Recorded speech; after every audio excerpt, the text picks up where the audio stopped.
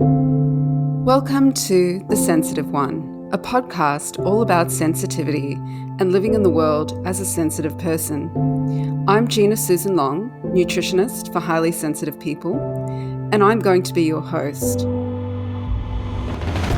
I created this podcast to offer knowledge, insights, and shared experiences for people who relate to being extra sensitive. Whether you experience challenges like allergies, food intolerances, or food sensitivities, or you struggle with anxiety and sensitivity to stress, or maybe you just relate to being a highly sensitive person, this is a podcast just for you. In this first season, we will be interviewing experts and everyday people who share the journey of dealing with food reactions.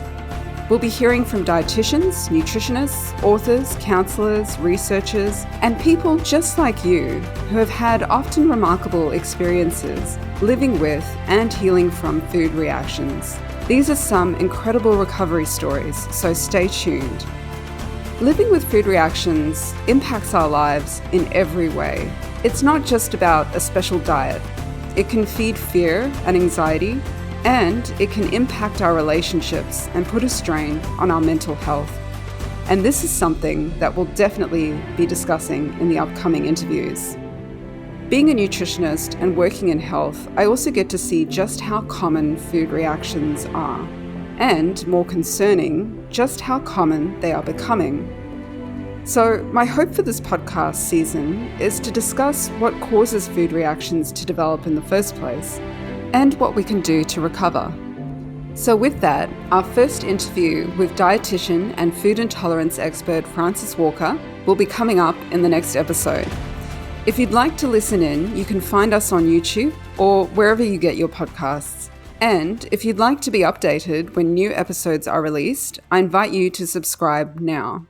I look forward to spending more time with you, but for now, I'll leave you with some sneak previews into the upcoming episodes.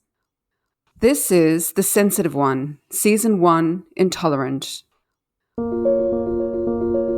I was developing more and more food intolerances, so one food after another was causing an issue. You have to eat to live, but you're probably really afraid to eat because you don't know how that's going to impact you. There was even a doctor who said that it was completely anxiety and all in my head, and they even prescribed me anxiety medication.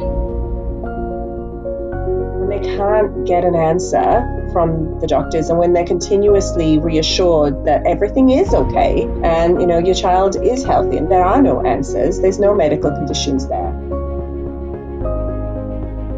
He ended up asking me if I could somehow psychologically trick my body into digesting gluten without getting sick.